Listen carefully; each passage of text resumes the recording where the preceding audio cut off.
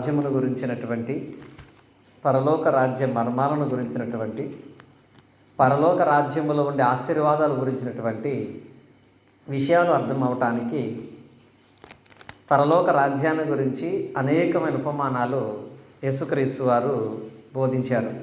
అలా యేసుక్రీస్తు వారు బోధించినటువంటి పరలోక రాజ్యమును గురించిన ఉపమానాలలో మత్తయి సువార్త 13వ అధ్యాయంలో 7 ఉపమానాలు ఉంటాయని ఇంతకుముందు మనం నేర్చుకున్నాం. ఆ 7 ఉపమానాలలో కొన్ని ఉపమానాలను గురించి, వాటి యొక్క భావాలను గురించి మనమైతే నేర్చుకున్నాం. ఈరోజు అదే మత్తయి సువార్త 13వ అధ్యాయము 44వ వచనములో ఉన్నటువంటి ఉపమానాన్ని, దాని భావాన్ని దేవుడు మనకిచ్చిన ఈ విలువైన సమయంలో మనమైతే ధ్యానించుకుంటాము.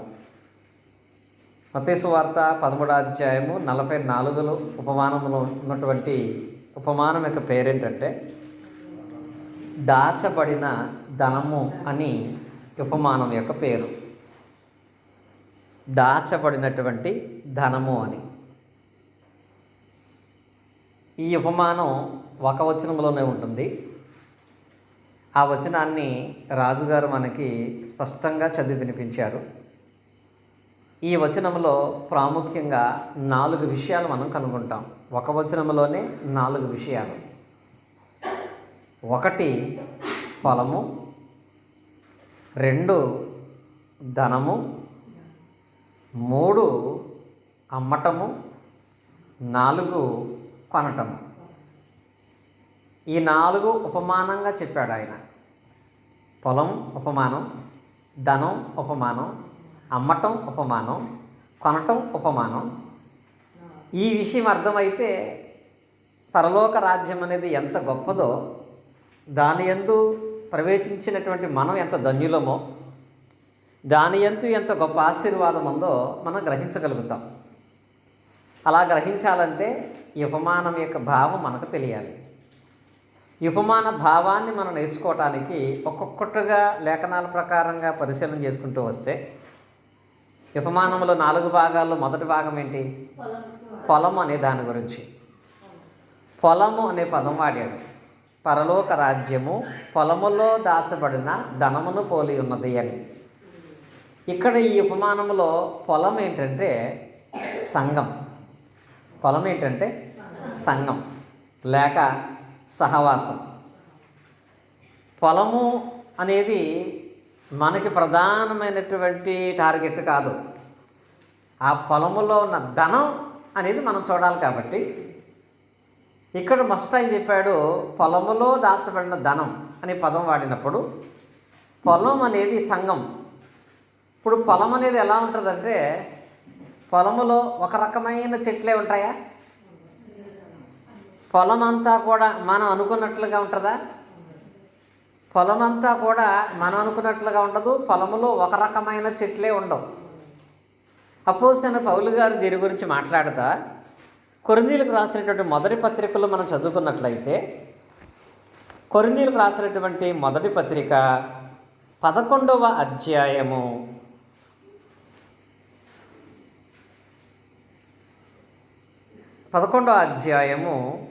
18వ వచనం చూడండి. మొదటి సంగతి ఏమనగా మీరు సంఘమందు కూడినప్పుడు. ఇక్కడ సంఘము గురించి మాట్లాడుతున్నాడు. మీరు అంటే ఎవరు? రక్షణ పొందినటువంటి వారు. ఫస్ట్ సంగతి ఏంటంటే, మీరు సంఘమందు కూడినప్పుడు మీలో కక్షలు కలవని వినుచున్నాను, కొంత మట్టుకు అది నిజమని నమ్ముచున్నాను. నిజమే. మీలో అంటే ఎవరిలో? సంఘంలో. సంఘంలో అందరూ ఒక రకంగా ఉండరు. రక్షణ పొందిన వారైనా సరే సంఘ సభ్యులందరూ కూడా ఒక రకంగా ఉండరు. పొలం అంతా ఒక రకంగా ఎలా ఉండదో, సంఘం అంతా కూడా ఒక రకంగా ఉండరు. మీలోనే కొంతమంది కక్షలు కలిగిన వాళ్ళు ఉంటారు, ద్వేషాన్ని కలిగిన వాళ్ళు ఉంటారు, అసూయను కలిగిన వాళ్ళు ఉంటారు. ఇక్కడ పౌలు గారు ఏమంటాడు అంటే, మీలో కొంతమంది మీలో కక్షలు కలవని వినుచున్నాను, కొంత మట్టుకు ఇది నిజమని కూడా. అంటే ఆయనకి కంప్లైంట్స్ వెళ్ళటమే కాదు, కొన్ని నమ్ముతున్నాడంటే నిజంగానే కక్షలు ఉన్నాయి. ఈ రోజుల్లో ఎంత వాక్యం విన్నా తోడి సహోదరుల విషయంలో ఎలా ఉంటుందంటే, ఒక ఆయన చెప్తున్నాడు, నిన్ను బాగున్నావా అని అడిగేవాళ్ళు 100 మంది ఉంటారంట. నువ్వు బాగుపడితే వార్చలేని వాళ్ళు 99 మంది ఉంటారంట అందులోనే. మళ్ళీ అంటే 100 మంది బావని అడుగుతారు, నువ్వు బాగుపడితే అందులో 99 మంది కూడా నువ్వు బాగుపడితే నచ్చదు. నీ అభిప్రాయాలు వాళ్ళకి నచ్చవు. కాబట్టి నీకు మనుషులందరి అభిప్రాయాలు, వాళ్ళు చూపించేటువంటి ప్రేమ కాదు, దేవుని ప్రేమ నీకు కావాలి. కానీ ఆ దేవుని ప్రేమ అనేది నువ్వు పొందాలి అంటే, ఇప్పుడు పొలంలో ధనం కావాలంటే పొలం ఎలా కొనాలో, పరలోక రాజ్యములో ఆశీర్వాదం పొందాలంటే పరలోక రాజ్యాన్ని భరించాలి. అంటే కక్షలు కలిగినటువంటి వాళ్ళని, ద్వేషాలు కలిగినటువంటి వాళ్ళని, వీళ్ళందరినీ కూడా నువ్వు భరించాలి. ప్రతి సంఘములోనూ కూడా కక్షలు కలిగినటువంటి మనుషులు, అంటే భేదాలు కలిగినటువంటి మనుషులు ఉంటారు. కొంతమంది ప్రాంతీయ భేదం పెడతారు, కొంతమంది వంశపారంపర్యమైన భేదాన్ని పెడతారు, కొంతమంది వాళ్ళ స్టేటస్ చూపిస్తారు, మనందరం ధనవంతులం కదా ఈ పక్కన ఉండాలి అని. ఇలాంటి వాళ్ళు కనపడుతున్నప్పుడు వాళ్ళని దృష్టిలో పెట్టుకుని నీ ఆత్మీయ స్థితిని పాడు చేసుకుని సంఘాన్ని లేక సహవాసాన్ని మానుకోవద్దని చెప్తాడు ఆయన. నేను విన్నాను, అది కొంత మట్టుకు నిజమనుకుని నేను నమ్ముతున్నాను. మీలో యోగ్యమైన వారెవరో కనబడినట్లు మీలో భిన్నాభిప్రాయములుండక తప్పదు. ఏముంటాయి? వేరువేరు అభిప్రాయాలు ఉంటాయి, వేరువేరు ఆలోచనలు ఉంటాయి. అందరూ నీ ఆలోచన ప్రకారంగా ఉండరు, మనము అందరి ఆలోచన ప్రకారంగా ఉన్నాం. సంఘం అంటేనే భిన్నాభిప్రాయాలు ఉంటాయి, సంఘం అంటేనే కక్షలు ఉంటాయి. ఎంత వాక్యం విన్నా ఒకరు ఎదుగుదలను మరొకరు సహించలేరు, ఒకరిని పొగిడితే మరొకరు సహించలేరు, ఒకరు గిఫ్ట్ ఇస్తే మరొకరు దాన్ని ఓర్చుకోలేరు, సహజం. కానీ ఇలాంటి ఆలోచించి, ఇలాంటి మాతో పాటు ప్రార్థనకు వస్తున్నారు కానీ వీళ్ళు మాకే గోతులు తెచ్చకపోతున్నారు, కాబట్టి వీళ్ళతో నేను సహవాసం కలిగి ఉండాలని సంఘంలోనికి మానేస్తే, వాళ్ళ ఆలోచనలు వేరు నా ఆలోచనలు వేరు, నేను అన్నట్లుగా వాళ్ళు వింటలేదని చెప్పి నువ్వు సంఘ సహవాసానికి మానేసుకుంటే ఆ సంఘములో దేవుడు దాచించిన నిధి నువ్వు పొందలేవు. అందుకే చెప్తున్నాడు ఆయన, నిధి పొలములో ఉంది, ముందు పొలం నువ్వు సొంతం చేసుకోవాలి. పొలం నీకు అనుకూలంగా ఉండదు. అనేకమైనటువంటి భేదాలు, భిన్నాభిప్రాయాలు కలిగినటువంటి వాళ్ళు ఉంటారు. కానీ కక్షలు కలిగిన వాళ్ళు ఉన్నా, భిన్నాభిప్రాయాలు కలిగిన వాళ్ళుగా ఉన్నా, హెబ్రీ పత్రికలో చెప్తాడు చూడండి, హెబ్రీ గ్రంథకర్తకారుడు, కక్షలు కలిగిన వాడుగా ఉన్నా, భిన్నాభిప్రాయాలు కలిగినటువంటి వాళ్ళు ఎంతమంది ఉన్నా, హెబ్రీ పత్రిక 10వ అధ్యాయము 24వ వచనం అంటాడు, కొందరు మానుకునుచున్నట్లుగా సమాజముగా కూడుట మానక అంటాడు. ఇక్కడ ఏం మానకూడదు? సమాజముగా అంటే సంఘముగా కూడుకోవటం నువ్వు మానొద్దు. ఈ కారణాలు పెట్టుకుని, ఏ కారణాలు? వాళ్ళెవరో మంచోళ్ళు కాదు, వీళ్ళ స్వభావం మంచిది కాదు, వీళ్ళ ప్రవర్తన మంచిది కాదు, వీళ్ళు వేరే రకంగా ఉంటున్నారు, వీళ్ళ చిన్న చూపు చూస్తున్నారని మనుషులు మాటలు పెట్టుకుని సమాజంగా కూడుకొనక మానక అంటాడు. అక్కడ సంఘముగా కానీ సమాజంగా కానీ కూడుకోవటం అనేది నువ్వు ఎప్పుడూ కూడా మానకూడదు. ఎందుకంటే ఆ సంఘము లోపల ఏముందంటే నిధి ఉంది. సంఘ సభ్యులు నీకు ఆశీర్వాదాన్ని ఇవ్వరు. సంఘముగా కూడుకున్న చోట దేవుడు ఆశీర్వాదం ఇస్తాడు.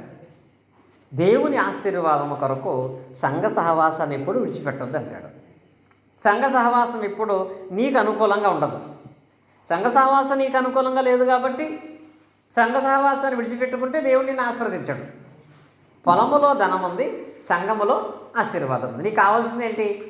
ఆశీర్వాదం. భరించాల్సింది ఏంటంటే ఆ పొలములో అన్నిటి విషయమందును కూడా నువ్వు సహిస్తూ ఎప్పుడూ కూడా సంఘముగా కూడుకొనటం మానకూడదు. సంఘముగా ఎప్పుడైతే మనం కూడుకుంటూ కొనసాగిస్తామో దాని యందు ఆశీర్వాదం ఉందని తెలిసినటువంటి వాళ్ళు సంఘముగా ఎలా కూడుకునే మనసు కలిగిన వాళ్ళుగా ఉంటారు అంటే, ఆదిమ సంఘానికి ఉపమానం అర్థమైంది. ఏ ఉపమానం?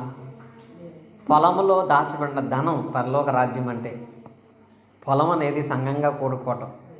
సంఘంగా ఎప్పుడు కూడుకుంటామో అప్పుడే దేవుడు ఆశీర్వాదం ఇస్తాడు అని తెలిసినటువంటి వాళ్ళుగా వాళ్ళు సంఘముగా కూడుకునే దాన్ని ఎంత ఖచ్చితంగా పాటించేవాళ్ళు అంటే, ఉదాహరణకి అపోస్తలుల కార్యగ్రంథం మనం చదువుకున్నట్లయితే అపోస్తలుల కార్యగ్రంథంలో 8వ అధ్యాయం మనం చదువుకున్నట్లయితే 1వ వచనం చూడండి. ఆ కాలమందు యెరూషలేములోని సంఘమునకు హింస కలిగినందున. దేనికి కలిగింది? గొప్ప హింస, మామూలు హింస కాదు, నిరుపులోని సంఘమున గొప్ప హింస అంట. మామూలు శ్రమ రాలేదండి.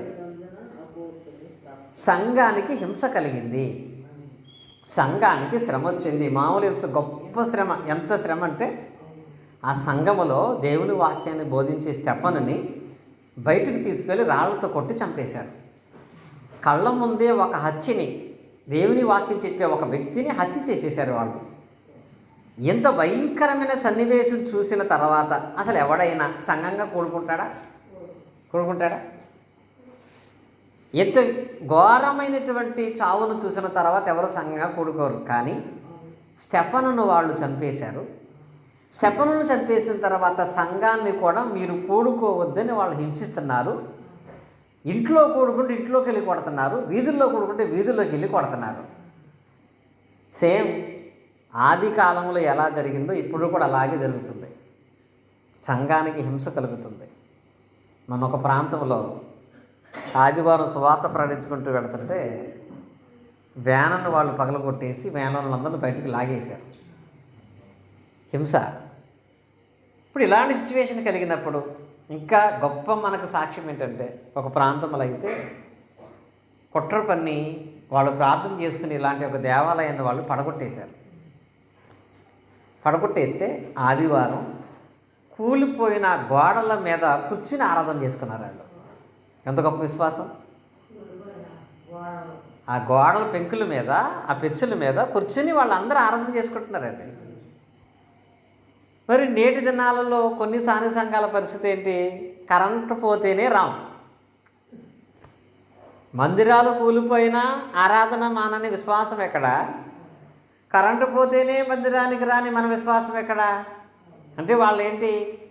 సంగముగా కూడుకుంటూలో ఉన్న గొప్ప దేవుని వాళ్ళకి తెలుసు, దాని విలువ వాళ్ళకి తెలుసు. దాన్ని పోగొట్టుకుంటే దాంతోపాటు ఏది పోద్దో కూడా తెలుసు. ఇక్కడ కూడా స్టెఫను గారిని చంపేసి సంఘాన్ని గొప్ప హింస కలగజేస్తే వాళ్ళు ఏం చేశారో చూడండి, 4వ వచనంలో, కాబట్టి చెదిరిపోయిన వారు సువార్త వాక్యము ప్రకటించుచు సంచారం చేసింది. ఏం చేశారంట? ఈ ఊరిలో సువార్త ప్రకటిస్తుంటే, ఈ ఊరిలో సంఘంగా కూడుకుంటుంటే కొడుతుంటే వాళ్ళు కుటుంబాలతో కలిసి వేరే ప్రాంతాలకు చెదిరిపోయారంట. చూసారా? సంఘముగా కూడుకోవటం కొరకు ఊరు వదిలేసిన వాళ్ళు, సంఘంగా కూడుకోవటం కొరకు ఇల్లు కూడా విడిచిపెట్టి వెళ్ళిపోయినటువంటి విశ్వాసం అది. అంటే వాళ్ళ దృష్టిలో వాళ్ళ సొంత పొలాల కంటే, సొంత ఇల్లు కంటే, సొంత మనుషుల కంటే సంఘంగా కూడుకోవటం అంత విలువైంది. కాబట్టి ఈ ఊర్లో కూడుకోవద్దంటున్నారని చెప్పి వాళ్ళు వేరే ప్రాంతాలకు చెదిరిపోయి అక్కడ వాళ్ళు దేవుని నామాన్ని బట్టి కూడుకుంటూ ప్రార్థన చేసేటువంటి గొప్ప విశ్వాసం కలిగినటువంటి వాళ్ళు అయి ఉన్నారు. ఎందుకంటే తెలుసా? సంఘంగా కూడుకుంటాం అంత విలువని వాళ్ళకి తెలుసు. ఈ రోజుల్లో చాలామంది బుధవారం సంఘంగా కూడుకుని ప్రార్థన చేస్తాం, ఆదివారం సంఘంగా కూడుకుని ప్రార్థన చేస్తాం. అన్ని ఆటంకాలు లేకపోయినా, ఏ ఆటంకాలు లేకపోయినా రాలేని పరిస్థితుల్లో చాలామంది ఉంటున్నారు. కారణం, వాళ్ళు బుధవారపు తరగతి పోగొట్టుకుంటున్నాం అనుకుంటున్నారు. తరగతితో పాటు దాని ద్వారా వచ్చి దేవుని కూడా పోగొట్టుకుంటున్నారు. పొలం పోతే ధనం పోయినట్టే. ధనం కావాలంటే పొలానికి వెళ్ళాల్సిందే, పొలం కొనాల్సిందే.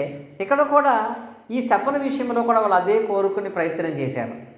అప్పుడు వారి ద్వారా అద్భుతమైన కార్యాలు దేవుడు చేశాడు. ఫిలిప్పు ద్వారా సమరయ ప్రాంతంలో అనేకమైన కార్యాలు జరిగినాయి. అనేక మంది ప్రభువునందు విశ్వాసం ఉంచారు. ఇది అపోస్తలుల కార్యం 8వ అధ్యాయంలో జరిగింది. అయితే ఆ తర్వాత అపోస్తలుల్లో ముఖ్య ప్రసంగికుడు ఒక ఆయన ఉన్నాడు. ముఖ్య ప్రసంగికుడు, ఒక రకంగా చెప్పాలంటే భౌతిక సంబంధంగా ఒక లీడర్ అన్నమాట. వాళ్ళు ఒకరోజు ఈ ముఖ్య ప్రసంగికుడే సంఘమంతటిని బలపరుస్తున్నాడు, సంఘమంతటిని ప్రోత్సహిస్తున్నాడు కనుక ఈ ముఖ్య ప్రసంగికుడు తీసుకెళ్ళి జైల్లో పడేశాడు. ఈయన లేకపోతే ఇంక సంఘం ప్రార్థన చేయదు, సంఘానికి రాదు అని చెరసాల్లో పడేసి తెల్లారిన తర్వాత ఆయన్ని చంపేద్దామని వారు నిర్ణయం తీసుకున్నారు. ప్రభుత్వం నిర్ణయం తీసుకుంది, మనుషులు కాదని. ఎవరు? డైరెక్ట్గా ప్రభుత్వమే ఈయన్ని చంపేద్దామని నిర్ణయం తీసుకుంది. ప్రభుత్వం నిర్ణయం తీసుకుంటే తప్పుకుంటాడు ఎవడైనా? ఆయన ఎవరో తెలుసా? పేతురు. అపోస్తలుల కార్యం 12వ అధ్యాయంలో ప్రభుత్వమే పేతురుని చంపటానికి నిర్ణయం తీసుకుని అతను ఈడ్చికెళ్ళి చెరసాల్లో పడేసి చంకెళ్ళేసి బొండలు బిగించి అతన్ని కాపలా పెట్టి పొద్దున వరకు అతనిని అలాగూ భద్రపరిస్తే, ఇక్కడ సీనియర్ సేవకుడినే తీసుకెళ్ళి చెరసాల్లో పడే సంఖ్యలేసి కొట్టి గాయపరిస్తే, ఆ టైంలో సంఘం ఏం చేసింది? 12వ వచనం చూడండి. ఇట్లా ఆలోచించుకొని అతడు మారుకను మారుపేరు గల యోహాను తల్లి అయిన మరి ఇంటికి వచ్చాను. అక్కడ అనేకులు కూడి, అంటే కూడటం అంటే ఏంటి?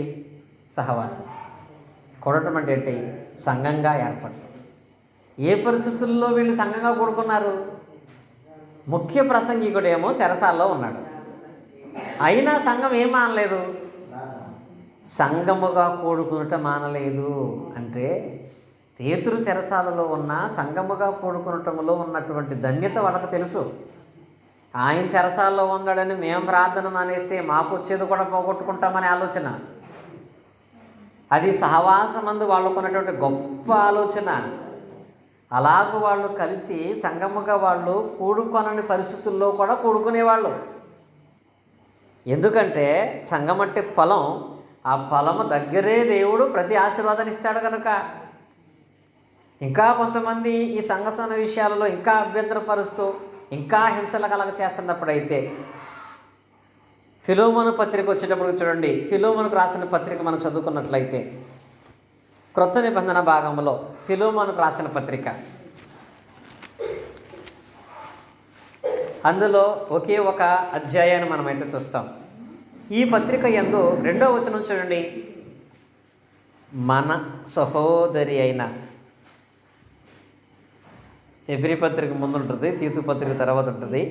మన సహోదరి అయిన అప్పియాకును తోటి యోధుడైన అర్కీపునకును నీ ఇంటున్న సంగమునకును శుభమని చెప్పుము చెప్పి రాయినది. ఫిలోమోనికి పౌలు గారు పత్రిక రాస్తూ ఏమంటాడో తెలుసా? ఆ పరిస్థితుల్లో ఫిలోమోని ఇంట్లో ఏముందంట? సంఘం. నీ ఇంటనున్న సంఘం. అంటే మందిరాల విషయంలో ఆటంకాలు కలగజేస్తుంటే, సంఘం కోడికలు ఆటంకాలు కలగజేస్తుంటే, ఫిలోమోను పట్టుకెళ్ళే సంఘమే ఆయన ఇంట్లో పెట్టుకున్నాడంట. అంత ధైర్యం అండి. ఇంటనున్న సంఘం. ఫిలోమోను ఇంట్లో సంఘం ఉంది. ఇంటనున్న సంఘముగా ఇంటిలో ప్రతి దినము కూడా దేవుని ఆరాధన క్రమాన్ని జరిగిస్తూ సంఘ సహవాసాన్ని కాపాడుతున్నాడు. ఎందుకో తెలుసా? సంఘము సహవాసం అనేది లేకపోతే ఆ వ్యక్తి ఏ విషయం అందునో కూడా అభివృద్ధి చెందలేడు. ప్రతి క్రైస్తవుడికి సంఘ సహవాసం అనేది అవసరం. సంఘ సహవాసం అంది ఆశీర్వాదం ఉంది. వ్యక్తిగతంగా నేను ప్రార్థన చేసుకుంటున్నాను, రోజు బైబిల్ చదువుకుంటున్నాను, నేను బాగా పాటలు పాడుకుంటున్నాను అనే ఆలోచన మాత్రమే చేస్తే అక్కడ దేవుడిచ్చే దీవెనలు రావు. నీ ఇంట్లో ఎంత బైబిల్ చదువుకున్నా, నువ్వు ఎంత ప్రార్థన చేసుకున్నా, సహవాసం అనేటప్పటికీ, సంఘం కూడుకునే అవకాశం వచ్చేటప్పటికి ఖచ్చితంగా రావాలి అక్కడికి. దూరమనో చీకటనో చెలెనో భావించి ఆగిపోతే పొలం పోతే పొలంతో పాటు ధనం కూడా పోతుంది కదా. అందుకే ఇక్కడ ఇప్పటి వరకు మనం చదువుకున్న లేఖన భాగాలన్నిటిలోనూ కూడా వాళ్ళు ఏం వదులుకోలేదంటే సంఘ సహవాసాన్ని వదులుకోలేదు. సహవాసమందు వాళ్ళు విశ్వాసస్థితిని వాళ్ళు కోల్పోలేదు. ఎందుకంటే పొలం వదులుకోకూడదు, అనగా సహవాసం వదులుకోకూడదు. అనగా సహవాసం వదులుకుంటే ఆ సహవాసం ఉన్నటువంటి ఉపమాన ప్రకారంగా ఏముంది? ఆ సహవాసంలో దాచబడిన ధనం ఉంది. ఆ పొలంలో ఏముంది? దాచబడిన ధనం ఉంది. దాన్ని మనం పోగొట్టుకుంటాం. కనుక పొలం అంటే సంఘము, సహవాసము, దాన్ని ఎప్పుడూ కూడా పోగొట్టుకోకూడదు. అందుకే చెప్పాడు ఆయన, ధనం వేరు పొలం వేరు లేదు. పొలంలో ధనం ఉంది, నీకు ధనం కావాలి, పొలం వద్దు అనుకుంటే కుదరదు. పొలం కొంటేనే ధనం వస్తుంది. సంఘంలో ఉంటేనే దేవుడిచ్చినటువంటి ఆ ధనం అనే దాని యందు భావాన్ని మనం పొందుతాం. ఇప్పుడు ఆ పొలములో ఉంటే దేవుడిచ్చే ధనం ఏంటి? రెండవది నేర్చుకున్నట్లయితే దాచబడిన ధనము అన్నాడు దాని గురించి. రెండవది ఏంటి? ధనము అని అంటే దాచబడిన ధనము అనే పదం వాడాడు. దాచబడిన ధనము అనే దానికి ఇంకొక పదం ఉంటుంది. దాచబడిన ధనాన్ని ఏమంటారు? దాచబడిన ధనాన్ని ఏమంటారు తెలుసా? మీరు చూడండి, నిధి వేరు, గుప్త నిధి వేరు. గుప్త నిధి అంటే తెలుసా? గుప్త నిధులు అంటే మనకి దేశంలో కొన్ని గుప్త నిధులు ఉన్నాయి. ఆ గుప్త నిధుల్లో ఒకటి మన ఆంధ్రాలో బాగా ఉండేది, ఇప్పుడు తెలంగాణకి వెళ్ళిపోయింది. ఏంటంటే బొగ్గు. బొగ్గు అనేది ఆ సత్తుపల్లి ప్రాంతంలో ఒకటి ఉంటుంది. అది నిధి, గుప్త నిధి అంటారు అన్నమాట. గుప్త నిధి అనేది ఎలా ఉంటుందంటే, నిధి ఉంటుంది కానీ దాన్ని డైరెక్ట్గా నువ్వు దాన్ని వెంటనే తీసుకోలేవు. ఏం చేయాలి తెలుసా? ఆ గుప్త నిధి నీకు దొరకాలంటే నువ్వు దాన్ని తవ్వుకోవాలి. అందుకే చెప్పాడు, పొలములో ఉన్న ధనాన్ని పోలిన దాన్ని. ధనం కాదు అది, దాచబడిన ధనం. అంటే దాచిన దానికి ధనానికి తేడా ఏంటి? ఇప్పుడు ఉదాహరణకి టేబుల్ మీద 1000 రూపాయలు పెట్టాను నేను. టేబుల్ మీద 1000 రూపాయలన్నా పట్టుకెళ్ళమంటే కరెక్ట్గా మా వాడు పట్టుకెళ్ళిపోతాడు. మందిరంలో 1000 రూపాయలు దాచాము అది పట్టుకెళ్ళమంటే వాడు వెతుక్కోవాలి, వాడి కంటికి కనపడదు, వెతకాలి. అలాగే దేవుడు కూడా సంఘములో ఆశీర్వాదాలు పెట్టాడు, కానీ ఆ ఆశీర్వాదానికి నువ్వు కొంత ప్రయాసపడాలి. దాన్ని ఏంటంటే గుప్త నిధైతే తవ్వాలి. దీని కొరకు కూడా నువ్వు విశ్వాసం కలిగినటువంటి వాడుగా ప్రయాసపడాలి. ఆ ప్రయాసపడాలంటే ఆ నిధిలో ఏముందో మనకు తెలియాలి. దాచబడిన ధనం అన్నాడు కదా ఉపమానంలో. ఆ నిధిలో ఏముంది అని అంటే ఎఫెసీ పత్రిక చూడండి. ఎఫెసీ పత్రిక మనం జ్ఞాపకం చేసుకున్నట్లయితే 5వ అధ్యాయము 23వ వచనాన్ని మనం చదువుకుందాం. ఎఫెసీ పత్రిక, క్రీస్తు సంగమునకు శిరస్సయ్యునలాగున పురుషుడు భార్యకు శిరస్సయ్యున్నాడు, క్రీస్తే శరీరమునకు రక్షకుడై ఉన్నాడు. అక్కడ ఆ నిధిలో లేక ఆ సంపదలో మనం పొందుకునే గొప్ప మేలేంటంటే రక్షణ అనే దాన్ని పొందుతాం. ఏం పొందుతాం? రక్షణ అనేది కూడా ఒక సంపదే తెలుసా? చాలామంది మెల్ల వేసుకునేవే విలువైనవి, జేబులో పెట్టుకునే డబ్బులే విలువైనవి అనుకుంటారండి. లోకసమ్మని ఒక సామెత చెప్తారు తెలుసా? అన్ని భాగ్యాల్లో కూడా ఆరోగ్యమే మహాభాగ్యం అంట. భాగ్యం అంటే ఏంటి? సంపద. అలాగే దేవుడు మనకిచ్చే సంపదల్లో ఒకటి రక్షణ అనేది ఒక సంపద. దీన్ని మనం మన భౌతిక సంబంధమైనటువంటి డబ్బులు పెట్టి కొనలేము. విలువ కట్టలేని సంపద ఏంటో తెలుసా? రక్షణ. మన పాపముల నుంచి క్షమాపణ పొందుకొని రక్షణ పొందే ధన్యత గొప్ప, అది నిధి. ఈ రక్షణ ఎవరి వల్ల కలుగుతుంది? ఆ వాక్యంలో చూడండి, క్రీస్తే శరీరమునకు ఏమై ఉన్నాడు? రక్షకుడై ఉన్నాడు అన్నమాట. రక్షకుడై ఉన్నాడు. క్రీస్తు ద్వారా నీవు ఆ నిధిలో మొదట దొరికిందంటే రక్షణ దొరుకుతుంది నీకు. ఆ పొలము కొంటే మొదట నీకు దొరికేటువంటి సంపద ఏంటంటే రక్షణ అనే దాన్ని పొందుకుంటావు. ఆ క్రీస్తే నీకు రక్షణ అయి ఉంటాడు. ఒకటి రక్షణ మాత్రమేనా అంటే అదే 5వ అధ్యాయం 30వ వచనం చూడండి. తన శరీరమును ద్వేషించేవాడు ఎవడో లేడు కానీ ప్రతివాడు దానిని పోషించి సంరక్షించుకొనును. మనము క్రీస్తు శరీరమునకు అవయవంలో ఉన్నాము కనుక అలాగే క్రీస్తు కూడా దేన్ని? సంఘాన్ని పోషించి సంరక్షించును. ఇక్కడ 2 ఉన్నాయి మళ్ళీ. ఇది కూడా ఇందులో సంఘంలోనే. సంఘం ఎవరైతే ఉంటారో ఆ సంఘం అనే శరీరానికి ఆయనే రక్షకుడు ఉంటాడు.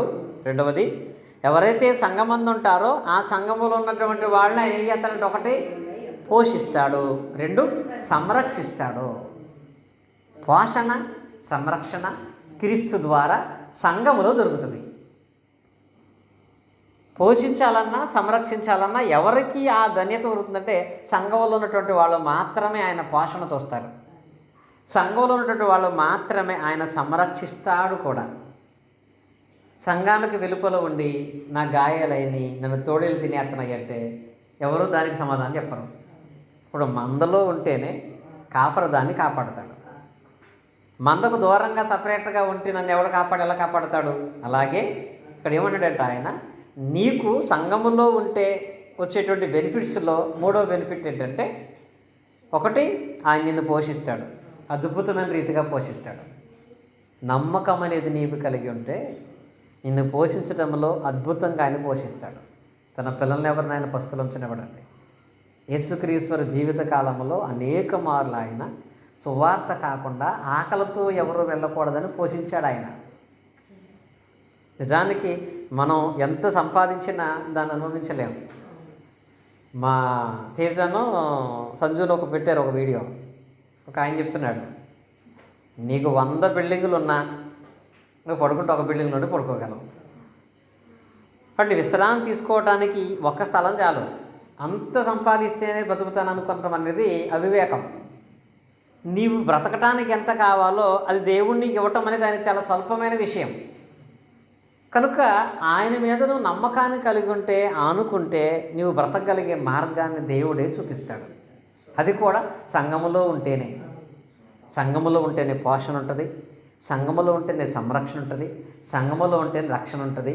సరే, ఎలా కాదు ఇంకా సంఘములో ఏమున్నాయి చెప్పుకుంటూ వెళదామంటే దానికి ఆయన ఒక్క మాట చెప్పాడు. కొలసీ పత్రిక మనం చదువుకున్నట్లయితే 2వ అధ్యాయం చూడండి. కొలసీకి రాసిన పత్రిక 2వ అధ్యాయం 3వ వచనం మనం చదువుకున్నట్లయితే బుద్ధి, జ్ఞాన, సర్వ సంపదలు. ఇంక ఇక్కడ ఆయన చెప్పాడు సంఘములో నిధిలో, అంటే సంఘం అనే దాంట్లో ఏ ఆశీర్వాదాలు ఉంటాయంటే సర్వ సంపదలు అంటాడు. ఇంకక్కడ నువ్వు ఎన్ని అనుకుంటావో అన్నీ లేఖనాల ప్రకారంగా ఉంటాయి. సంఘములో లేనటువంటి ఆశీర్వాదం మరొకటి ఏదీ లేదు. అక్కడ అంటాడు బుద్ధి, జ్ఞాన, సర్వ సంపదలు అనే పదం వాడి ఆయన యందే గుప్తమై ఉన్నవని అది ఎప్పుడు చూసారా? గుప్తమై ఉన్నవంటే దాని అర్థం గుప్తమవటం అంటే దాచించాడు అనమాట. క్రీస్తులో దాచబడి ఉన్నాయి. నీకు కావాలంటే నువ్వే తవ్వుకోవాలి. నీ నిధికి నేను తవ్వితే రాదు, నా నిధికి మీరు తవ్వితే రాదు. సంఘములో దేవుడు ప్రతి సర్వ సంపదలు గుప్తం చేసి ఉంచాడు. ఆ సంపద నీకు కావాలంటే నీది నువ్వే తవ్వుకోవాలి. మన పనిది. మీరే అనుకోండి, ఒకళ్ళు తవ్వితే అందరూ తీసుకుంటారు దాన్ని. ఇప్పుడు మనకి ఒక నొయ్యి ఉంది, మొన్నటి వరకు అదే వాడేవాడు. ఎవరో కుటుంబం నొయ్యి తవ్వితే ఊరోళ్ళందరూ నీళ్ళు తాగేవాడు. ఇది భౌతిక సంబంధంగా. కానీ సంఘంలో ఎవరి నిధి వాళ్ళే తవ్వుకోవాలి. అది తవ్వటం ఏంటో తెలుసా? ఒకటి, నీ క్రియల ద్వారా ప్రయత్నించటం, ప్రార్థన ద్వారా ప్రయత్నించటం, పరిచర్య ద్వారా ప్రయత్నించటం, దేవుని సేవలో కొనసాగడం ద్వారా ప్రయత్నించటం, సంఘ సహవాసంలో కూడుకునటం ద్వారా ప్రయత్నించటం. ఇదంతా ఏంటంటే నిధి కొరకు నువ్వు ప్రయాసపడటం. నువ్వు అనుకునే విషయంలో ఇది గ్రహించకపోతే ఈ సంఘంతో నేనెందుకు ఉండాలనే ఆలోచన వస్తే ఆ నిధిలో నువ్వేం మేలు పొందలేవు. మన గోల్ ఏంటో తెలుసా? సభ్యులు కాదు, ఆ సభ్యులు సహవాసం కలిగి ఉండే చోట దేవుడు పెట్టిన నిధి. ఆ నిధి ఎప్పుడు దొరుకుతుంది అంటే సహవాసం ఉన్న చోటే. పొలంలోనే ధనం ఉంటుంది, సంఘ సహవాసంలోనే ఆ నిధి మనం కనుక్కుంటాము. కనుక ఆ నిధిని పొందటానికి, గుప్తమైన నిధిని పొందటానికి, తవ్వటానికి ఉన్న ఒకే ఒక్క ప్రాముఖ్యమైనటువంటి పని ఏంటంటే సంఘ సహవాసం. సహవాసం లేకపోతే అసలు తవ్వటానికి ప్లేసే దొరకదు నీకు. అప్పుడు నువ్వు ప్రయోజనమే పొందలేవు కదా. అందుకే చెప్పాడు ఆయన, పరలోక రాజ్యం అనేది పొలముల్లో దాచబడిన ధనాన్ని పోలింది. కానీ ఇప్పుడు ఆ దాచబడినటువంటి ఆ ధనాన్ని మనం సంపాదించుకోవాలంటే ఇప్పుడు చెప్పినటువంటి రక్షణే కానీ, పోషణే కానీ, సంరక్షణే కానీ, బుద్ధి, జ్ఞాన, సర్వ సంపదలు భౌతిక సంబంధంగా, ఆత్మ సంబంధంగా ఉన్న ప్రతి సంపదను పొందాలి అంటే ఆ ఉపమానంలో అని చెప్పిన మరొక మాట ఏంటంటే మత్తయి సువార్తలోనే 13వ అధ్యాయంలో మనం చదువుకున్నటువంటి ఉపమానంలో అని చెప్పినటువంటి మరొక ఉపమానం ఏంటంటే ఆ నిధి ఉన్నదని తెలిసిన తర్వాత ఆ వాక్యం చూడండి 44లో, పరలోక రాజ్యం పొలంలో దాచబడిన ధనం పోలి ఉంది. చెప్పుకున్నప్పుడు పొలం అంటే ఏంటో తెలుసుకున్నాం, ధనం అంటే ఏంటో తెలుసుకున్నాం. ఆ మనుషుడు దానిని కనుగొని, దేన్ని? ఆ నిధిలో ఏముందో తెలుసుకున్నాడు. దాన్ని కనుగొని అది దాచిపెట్టి అది దొరికిన సంతోషంతో వెళ్ళి తన కలిగినదంతా అమ్మి అనే మాట రాయబడింది. ఇప్పుడు ఇక్కడ 3వది ఏంటంటే నీకు తెలిసిన తర్వాత దాన్ని పొందటానికి అమ్ముకోవాల్సి వస్తుంది. ఇక్కడ ఏం చేయాలంట? తన కలిగినదంతా అమ్ముకోవాల్సి వస్తుంది అంటాడు. సంఘములో దేవుడు పెట్టినటువంటి ఆ నిధి పొందటానికి భౌతికంగా నేను కలిగినటువంటి వాటిని అమ్ముకోవటం ఏంటి అని ఆలోచన రావచ్చు. ఇక్కడ అమ్ముకోవటం అంటే ఒకటి అమ్ముకోవాలి, అది కూడా సంతోషంతో అమ్ముకోవాలి. అమ్ముకొనుట అనగా దాని అర్థం ఏంటంటే విడిచిపెట్టడం. అమ్ముకోవటం అంటే ఏంటి? మూడవది అమ్ముకోవటం అంటే విడిచిపెట్టగలగటం. దేని కొరకు? ఆ నిధిని కావాలంటే సంఘ సావాసనకు రావాలి. సంఘ సావాసనకు రావాలంటే కొన్ని నీకు భౌతిక సంబంధమైనటువంటి వాటిని వదిలిపెట్టాల్సి వస్తుంది. కొన్నిసార్లు చిన్నవి వదలాల్సి వస్తుంది, కొన్నిసార్లు పెద్దవి వదలాల్సి వస్తుంది, మరికొన్నిసార్లు విలువైనవి కూడా విడిచిపెట్టి రావాల్సి వస్తుంది. సంఘ సహవాసములో ఉండటానికి కొన్నిసార్లు బంధాల మధ్య మనకు విరోధాలు రావచ్చు, అయినా నువ్వు దాని గురించి ఆలోచించకూడదు. కొన్నిసార్లు ఆస్తి విషయాల్లో నీకు లాభం పోగొట్టుకుని నష్టం వచ్చే పరిస్థితులు రావచ్చు, అయినా దాన్ని విడిచిపెట్టకూడదు. ఇప్పుడు ఉదాహరణ మీకు అర్థం అవ్వాలి అంటే, యేసుక్రీస్తు వారు లూకాసు వార్తలో ఒక వాక్య భాగం చదివినట్లయితే, లూకాసు వార్త 5వ అధ్యాయము 10వ వచనం చూడండి. లూకాసు వార్త 5వ అధ్యాయము 10వ వచనం. అలాగున సీమోనుతో కూడా పాలివారైన జబదయి కుమారులకు యాకోబును యోహానును విస్మయముందరి. అందుకు యేసు, భయపడకము, ఇప్పటి నుండి నీవు మనుషులను పట్టువాడవ ఇందువని సీమోనుతో చెప్పాను. వారా ధోనిలు దరికి చేర్చి సమస్తమును విడిచిపెట్టి ఆయన్ని వెంబడించిరనే పదం ఉంది. ఈ వాక్య భాగాన్ని 5వ అధ్యాయాన్ని మీరు చదివితే, యేసుక్రీస్తు వారు గనేసర స్థిరమున సువార్త పరిచర్య చేస్తూ పేతురు గారి పడవ ఎక్కి లోపలికి నెట్టి వలయమన్నాడు. పేతురు గారు అప్పటికి జాలరిగా మాత్రమే, చేపలు పట్టుకునేవాడుగా మాత్రమే, మంచి వ్యాపారం చేసేవాడుగా మాత్రమే ఉన్నాడు. ఆయన ప్రారంభం నుంచి అదే వృత్తి. ఒక వ్యక్తి అదే వృత్తిలో ఎప్పుడూ రాణిస్తూ అదే వృత్తిలో కొనసాగుతున్నాడంటే అది తనకు లాభకరంగా ఉందా, నష్టం వచ్చిందేనా? నష్టం వస్తే ఏం చేస్తాడు? ఇప్పుడు ఏదైనా ఒక వ్యాపారం స్టార్ట్ చేస్తాం, ఒక 3 నెలలు చూస్తాం, అది నష్టం వచ్చిన వదిలేసి వేరే చేస్తాం, అది నష్టం మళ్ళీ వేరే చేస్తాం. కానీ ఒకటే కంటిన్యూ చేస్తున్నాడంటే అతను బాగానే ఉంది, అతనికి భవిష్యత్తుకి, అతని పోషణకి బాగానే ఉంది. కానీ ఆ రోజు చేపల పడలేదు. యేసుక్రీస్తు వారు వెళ్ళి చెప్పగానే 2 ధోనిల నిండా చేపలు ఉన్నాయి. నిజంగా పేతురు గారికి, యాకోబుకి, యోహానికి ఇది ఒక పరీక్ష. 2 ధోనిల నిండా చేపలు ఉన్నాయి. పేతురు గారు ఇప్పుడు మాత్రమే కాక యేసుక్రీస్తు గురించి అంతకుముందు ఒకసారి విన్నాడు. అందుకే పేతురు గారు యేసుక్రీస్తు వారు వలయం అనగానే వేశాడు. పేతురు గారు ఫస్ట్ టైం ఇక్కడ యేసుక్రీస్తు వారు చూడలేదు. ఆల్రెడీ పేతురు గారిని ఆంధ్రేయ గారు తీసుకొచ్చి చెప్పాడు. కాబట్టి ఇంతకుముందు పేతురు గారు వాక్యం విన్నాడు. అంటే ఆయనకి పరలోక రాజ్యంలో ఉండే నిధి గురించి తెలుసు. సరే, ఇప్పుడు దాన్ని తెలిసిన తన వ్యాపారం చాలా అవసరం అనుకున్నాడు, తన చేపలు పట్టే విధానం చాలా అవసరం అనుకున్నాడు. తనతో పాటు తన కొలిసిగా మన యాకోబు, యోహాన్లు కూడా ఉన్నారు. వాళ్ళందరూ చేపలు పట్టడానికి వెళ్తుంటే యేసుక్రీస్తు వారు వెళ్ళి చేపలు పట్టడానికి వల ఏమంటే ఆ రోజు ఎన్ని చేపలు పడినాయో తెలుసా? రాకి చదివితే 2 ధోనిల నిండా చేపలు పడ్డాయి. అదే లోకాసు 5వ అధ్యాయంలో 2 ధోనిల నిండా చేపలు పడ్డాయి. అంటే 2 పడవల ఫుల్గా చేపలు వచ్చేసినాయి. 2 ధోనిల నిండా చేపలు పడేటప్పటికి ఇవి 2 ధోనిలను చాలా కష్టంగా ఒడ్డుకు తీసుకొచ్చారు. అసలు నిజంగా అన్ని చేపలు వాళ్ళకి కనకపడటం ఫస్ట్ టైం. అన్ని చేపలు అమ్ముకుంటే ఎన్ని డబ్బులు వస్తాయి? ఎన్ని వస్తాయి? ఇప్పుడు మన ఏరియాలో ఎప్పుడు గాలాడుతూ తిరుగుతూ ఉంటారు. నేను అంటామంటే అప్పుడప్పుడు వేసుకొచ్చే బళ్ళు ఏమో ₹1,00,000, ₹1,50,000 బళ్ళు వేసుకొస్తారు. మా దగ్గర పెడతారు. ₹1,50,000 బండి వేసుకుని గాలం అడుగు తిరుగుతూ ఉంటాడు. ఎంత మంచి బండి ఉంది, మంచి యవనస్తుడు, ఏదో పనికి వెళ్తే ఏదో ఉద్యోగం చేసుకుంటే రోజుకి ₹500, ₹1,000 వస్తాయి కదా అంటే అప్పుడు ఒక అతను అన్నాడు. అంతే ఏమన్నా తెలుసా? పొద్దు నుంచి మధ్యాహ్నం దాకా గ్యాలం వేస్తే ఒక 5 కొరమేలు పడితే చాలంట, 1,500, 2,000 వస్తాయట. 5ంటికి అంత డబ్బు వస్తే పేతురు గారికి ఎంత ఇప్పుడు ఇక్కడ 2 ధోనిల నిండా చేపలు. సరే, పేతురు గారు 2 ధోనిలను వాళ్ళని కూడా పిలిచి యాకోబు, యోహాను, పేతురు గారు అందరూ కలిసి బలవంతంగా ఆ ధోనిని ఒడ్డుకు లాక్కొచ్చి కూర్చున్నారు. కూర్చుని లైఫ్లో ఎప్పుడైనా చేపలు చూడలేదు, అంత లాభం చూడలేదు, అంత గొప్ప మేలు చూడలేదు. వాళ్ళు చాలా ఆశ్చర్యపోతుంటే అప్పుడు యేసుక్రీస్తు వారు అన్నారు, ఈ కళ్ళ ముందు పెట్టి, ఆయన చెప్పిన మాట అర్థం అవ్వాలంటే ఈ 2 కళ్ళ ముందు పెట్టి వీటిని వదిలిపెట్టొస్తే మిమ్మల్ని మనుషులు పట్టే జాలరగా చేస్తానని చెప్పాడు. నష్టాల్లో ఉన్నవాడు రమ్మంటే వస్తాడు ఎవడైనా, లాభం చూశాక రమ్మంటే వస్తాడు ఎవడైనా, వస్తాడండి. 2 దోణుల నిండా చేపలు కనపడుతున్నాయి.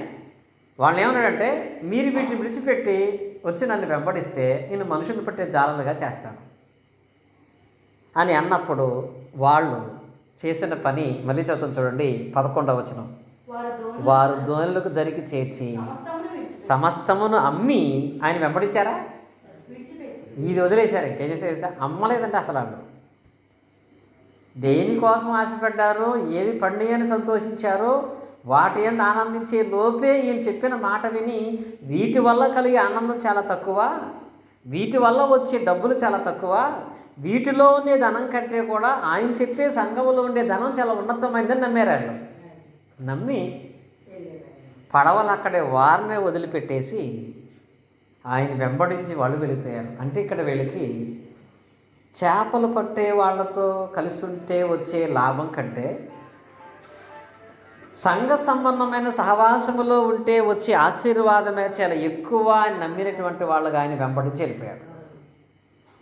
వెళ్ళిపోయిన తర్వాత వెంటనే వాళ్ళు 2 దోణులు వదిలిపెట్టి వెళ్ళిపోగానే వాళ్ళు ఆయన వెంబడించగానే సాయంత్రానికి ఆయన పేతురు గారికి, యోహాను గారికి, యాకోబు గారికి తలకు 10 ఎకరాలు రాసేవాళ్ళ. ఇంత విలువైనటువంటి సంపద వదిలేసి యేసుక్రీస్తుని వెంబడిస్తున్నప్పుడు పేతురు గారికి డౌట్ వస్తుంది. అప్పుడప్పుడు గుర్తొస్తూ ఉంటుంది కదా, ఏంటది? 2 దోణులు చేపలు వదిలేసాను నేను, 2 దోణులు వదిలేసాను అక్కడ, 2 దోణులు వదిలేసాను అక్కడ అనిపిస్తూ ఉంటుంది కదా, మనవలకు అనిపిస్తూ ఉంటుంది కదా. ఆదివారం ఆరాధనకు రావటానికి ఒక పనికి వెళ్ళటం మానేశావు. ఆ రోజు పనికి వెళ్ళ వాళ్ళు మనిషి 1000 రూపాయలు ఇచ్చారు.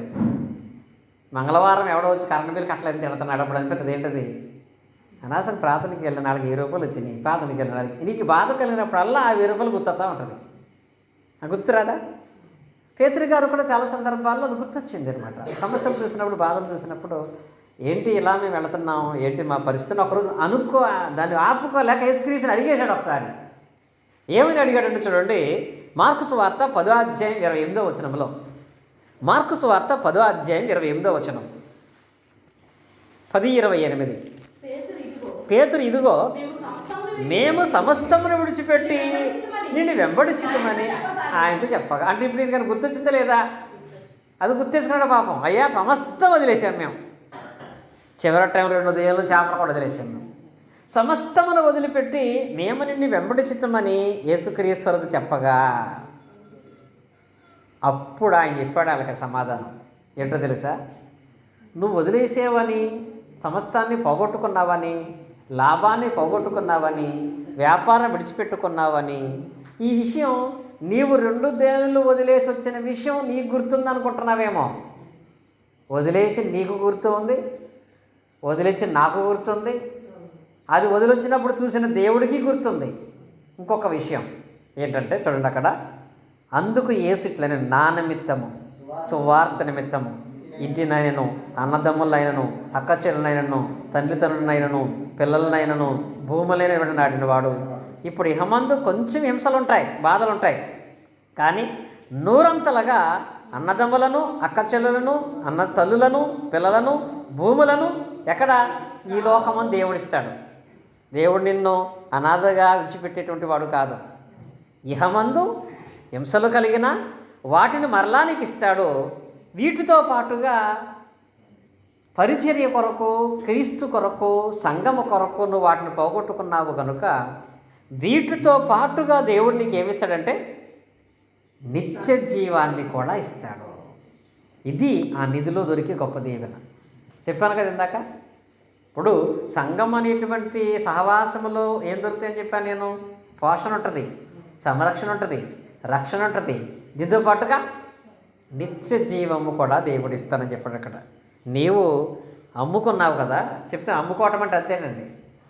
అమ్ముకోవటం అంటే అన్నీ చక్కగా అమ్ము పెట్టుకుని రావటం కాదండి. అమ్ముకోవటం అంటే ఏం చెప్పాను నేను? వదులుకోవటం.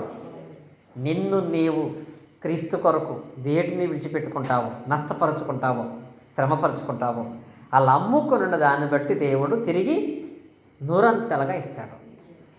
దానికి కారణం కూడా ఎవరై ఉండాలి తెలుసా? నా నిమిత్తం అంటాడు ఆయన. నా నిమిత్తం అంటే క్రీస్తు నిమిత్తము. క్రీస్తు అంటే క్రీస్తు శరీరం నిమిత్తము, సంగమ నిమిత్తము. నువ్వు ఒక సహవాసాన్ని కలిగి ఉండటానికి ఏదైనా పోగొట్టుకున్నావా? ఈ రోజుల్లో చాలామంది వాక్యం తెలియక అడిగేవాళ్ళు, వాక్యం తెలియక అనుకునేవాళ్ళు ఏంటో తెలుసా? నువ్వు సేవకు వచ్చావు కదా, నువ్వేం సంపాదించావు అంటారు. నువ్వు బాప్తిసం పొందావు కదా, దేవుడికి మేలు చేశాడు అంటారు. మనుషులు నువ్వు ఏం సంపాదించావు అడుగుతారు. దేవుడు ఏమవుతాడో తెలుసా? నువ్వు బాప్తిసం పొందిన తర్వాత నా కోసం ఏం పోగొట్టుకున్నావు అడుగుతాడు. ఎందుకు తెలుసా? పోగొట్టుకుంటేనే దానికి 100 ఇద్దామని ఆయన అనుకుంటున్నాడు. మనమేమో ఉన్నదాన్ని జాగ్రత్త పెట్టేసి దానికి ఒక 100 కలుపుదాం అనుకుంటున్నాం. ఎలా వస్తాయి? ఈ 100 వాడి నీకు 1000 ఇస్తానని ఆయన టార్గెట్. అది ఈ 100 దాచేయి, దేవుడు ఇచ్చాయి వాడదాం, లేకపోతే లేదని మన ఆశది. ఎలా జరుగుతుంది అక్కడ? ఇక్కడ ఈ వాక్య భాగం అందు అదే చెప్పాడు. పోగొట్టుకుంటే 100 అంతలుగా మరలా నేను నీకు తిరిగిస్తానని చెప్పాడు.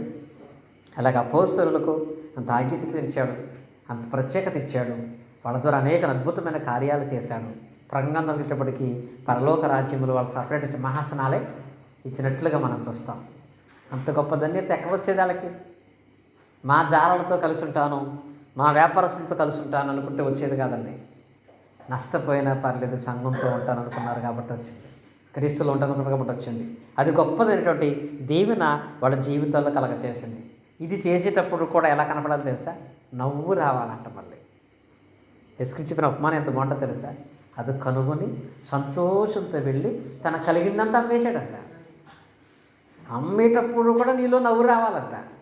ఇది ఎక్స్ప్రెషన్ కూడా మారాలంటాడు ఆయన ఏకంగా. నవ్వు ఎలా అవుతుంది? అమ్మేటప్పుడు కూడా నవ్వు రావటం అంటే ఇది అర్థం అవ్వాలంటే ఒక సన్నివేశం ఉంది, దాన్ని క్లుప్తంగా చెప్తాను నేను. హెబ్రీయులకు రాసిన పత్రిక చూసినట్లయితే 11వ అధ్యాయం, హెబ్రీయులకు రాసిన పత్రిక 11వ అధ్యాయంలో 11వ అధ్యాయం మనం చదువుకున్నట్లయితే ఇక్కడ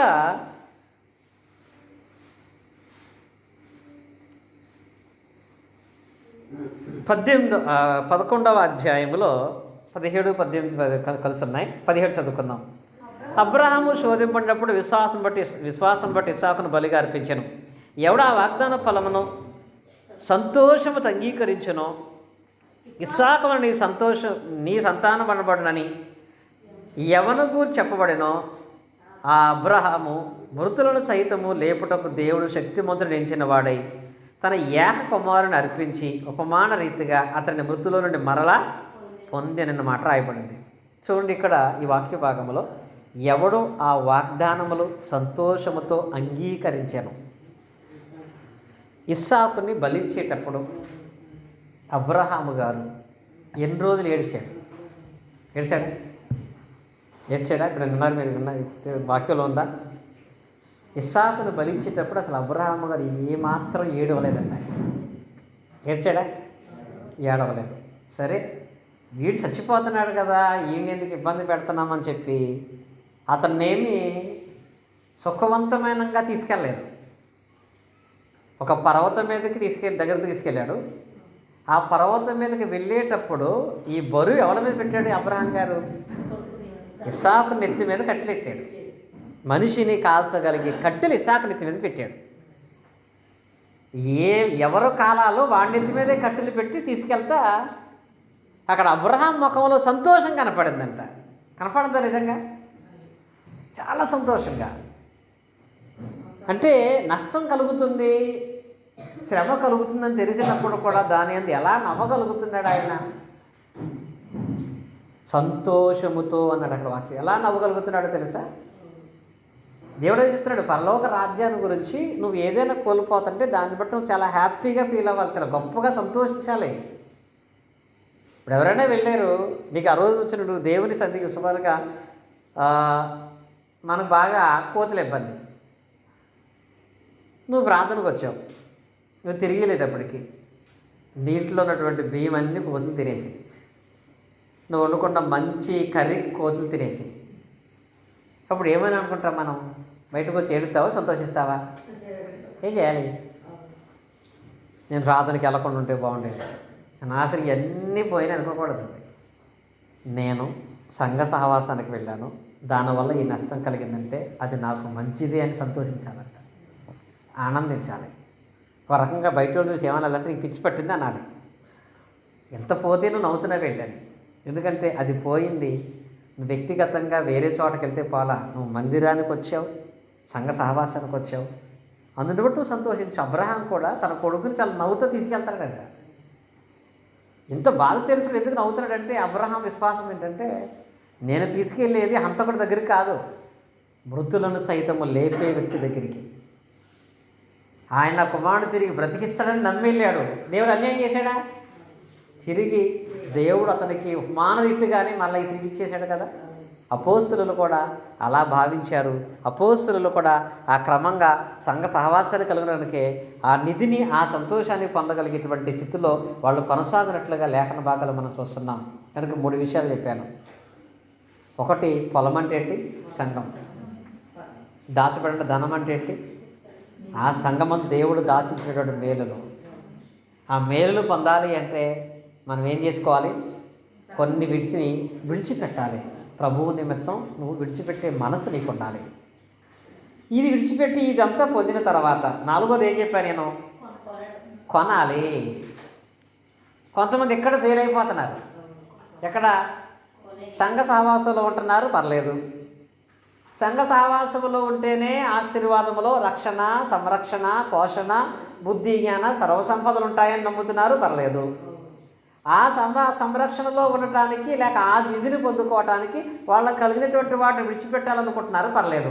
ఓకే, అంటే మీకు అర్థమైతే చెప్పాలంటే ఎంత ఇంపార్టెంట్ పనున్నా ఆదివారం ఆరాధన మానకూడదనుకుని ఇంటి దగ్గర ఉంటున్నాడు. మంచి ఆలోచనే. అంటే అతను పోగొట్టుకున్నాడు, విడిచిపెట్టుకుని ఆరాధనకి పాటలు అయిపోయాక వచ్చాడు. ప్రయోజనం ఏముంది? ఏమనుందా? అంటే అమ్మాడు కానీ కొనలేదు.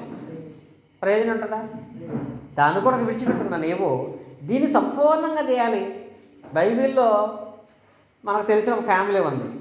అమ్మట వరకు కరెక్ట్గా ఉన్నారు. తిరిగి సంఘములో ఆ సభ్యత్వ సంబంధమైన ఆశీర్వాదాలు కొనుక్కున్న దగ్గర మాత్రం వాళ్ళు కట్ చేశారు. ఎవరు వాళ్ళు? అన్నయ్య సత్యారా. ఇలాంటి వాళ్ళు కొంతమంది ఉండిపోతున్నారు.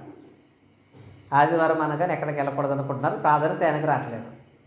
బుధవారం అనగానే ఏ కార్యక్రమాలు పెట్టుకోవట్లేదు, కానీ బైబిల్ తరగతి రావడానికి మాత్రం సమయం ఇవ్వలేకపోతున్నారు. వీళ్ళు ఎవరంటే అమ్ముతున్నారు కానీ కొనట్లేదు. వాక్యం వింటున్నారు కానీ వాక్య ప్రకారంగా వాళ్ళు ఒకటి కొనటం అంటే ఏంటంటే దాన్ని కోరుకోవటం అంటే రక్షణ పొందటం. రక్షణ పొందక కొందరు, మరికొందరు రక్షణ పొంది దాన్ని క్రమంగా కొనసాగించు కొందరు దాని అందు ఫలితాన్ని పొందలేకపోతున్నారు. ఇప్పుడు 4 మనం ఎక్కడున్నాం? పొలం వద్దనుకుంటున్నావు అంటే సంఘ సహవాసం వద్దనుకుంటున్నావు. సరే, పొలం దగ్గరకు వచ్చిన తర్వాత నువ్వు దేన్ని తెలుసుకోవాలి? ఆ నిధిని నువ్వు నమ్మాలి.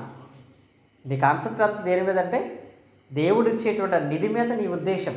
పక్క వాళ్ళ గురించి, ఎదుటోళ్ళ గురించి, పక్కన వాళ్ళ గురించి నీ ఆలోచన వద్దు. ఎలాంటి వాళ్ళు వచ్చారేంటి ప్రార్థనకి, ఎలాంటి వాళ్ళతో ప్రార్థన కూర్చున్నానేంటి, ఎలాంటి వాళ్ళు వాళ్ళ నా మధ్య ఉన్నారేంటి అని వీళ్ళకెందుకు? నీ గోల్ అంతా ఏంటి? సంఘంలో దేవుడు పెట్టింది కదా, దాని మీద నీ మనసు పెట్టు. దాని ఖచ్చితంగా దేవుడు ఇస్తాడు. దాని మీద మనసు పెట్టడానికి దేన్నైనా వదిలిపెట్టుకునే మనసు కలిగి ఉండవు. దేని కొరకు దాన్ని వదులుకున్నావో వదులుకున్న దాన్ని బట్టి దాన్నే తిరిగి పూర్తిగా దేవునికి వినియోగించు.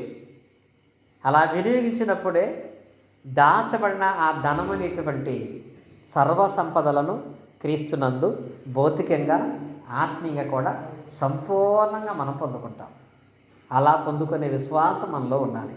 అది మనలో ఉండాలంటే చివరిగా ఒక వచనం చదువుతాను చూడండి.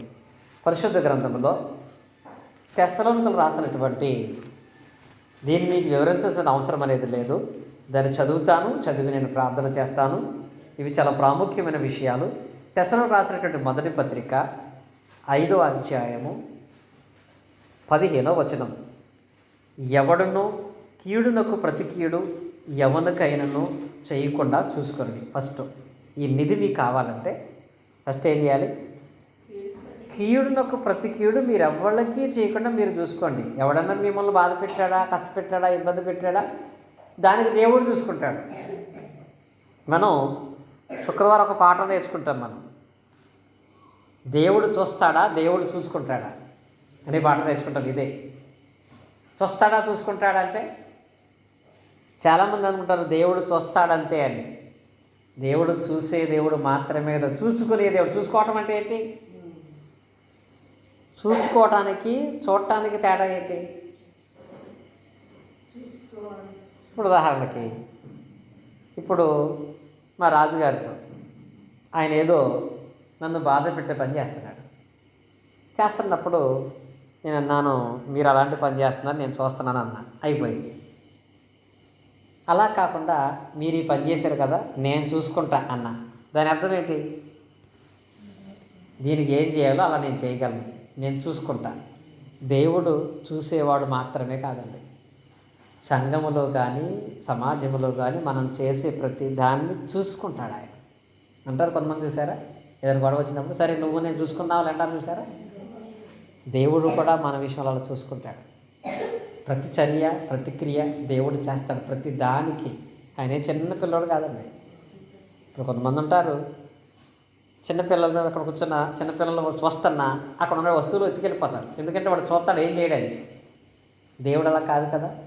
దావీదు అనుకున్నాడు, దేవుడు చూస్తాడనేది నిజమే, చూస్తాడు అంతే అనుకున్నాడు. ఒక స్త్రీతో వ్యభిచారం చేశాడు, దేవుడు చూసుకున్నాడు. చూసుకోలేదా? లైఫ్లో తిరిగి కోలుకోలేకపోయాడు. అందుకే అంటున్నాడు, మీరు ఎవరికి కీడుకి ప్రతి కీడు చేయకుండా మీరైతే చూసుకోండి. మీరు ఒక్కని ఎడల ఒకడు మనుషులందరి ఎడల ఎల్లప్పుడూ ఏం చేయాలంట? మేలైన దాన్ని అనుసరించి నడుచుకోండి. ఎప్పుడు మంచి చేయండి, మీరు చెడ్డొద్దు. అందరి ఎలా మేలైన దాన్ని మాత్రమే మీరు మాట్లాడండి. ఎల్లప్పుడు ఎలా ఉండమంటున్నాడు? ఎప్పుడు హ్యాపీగా ఉండాలంటున్నాడు. అది ఆరోగ్యకరంగా కూడా మేలుకరంగా కూడా ఉంటుంది కదా. ఈ టెన్షన్లు పెట్టుకుని పెట్టుకుని ఇప్పుడు ఎదుర్కోకుండా బాధపడటం ఎందుకు? మీరు దేవుని కొరకు నిలబడ్డారు కదా, దేవుడు చూసుకుంటాడు. చూసుకునే పని అయింది. మీరైతే ఎల్లప్పుడూ సంతోషంగా ఉండండి, ఎడతెగక ప్రార్థన చేయండి, ప్రతి విషయంలో కృతజ్ఞతాస్తుతులు చెల్లించుడి. ఇలాగూ చేయటం యేసుక్రీస్తునందు మీ విషయంలో దేవుని చిత్తము. ఆత్మను ఆర్పకుడి, ప్రవచించుటను నిర్లక్ష్యము చేయకూడదు.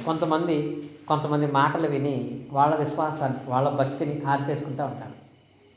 ఇప్పుడు కూడా ఎదుటివారి మాటలు విని నీకున్నటువంటి స్వభావాన్ని, నీకున్నటువంటి భక్తిని పాడు చేసుకోవద్దు. నీ ఆత్మను ఆర్పొద్దు అంటున్నాడు. ఆర్పకుడి, ప్రవచన నిర్లక్ష్యము చేయకుడి, సమస్తమును పరీక్షించి మేలదని చేపట్టుడి, ప్రతి విధమైన కీడునకు దూరముగా ఉండుడి. 23 సమాధానకర్తయగు దేవుడే మిమ్మల్ని సంపూర్ణముగా పరిశుద్ధపరచును గనుక మీ ఆత్మయు జీవమును శరీరమును మన ప్రభువైన యేసుక్రీస్తు రాకడ యందు నిందారహితముగాను సంపూర్ణముగా ఉన్నట్లు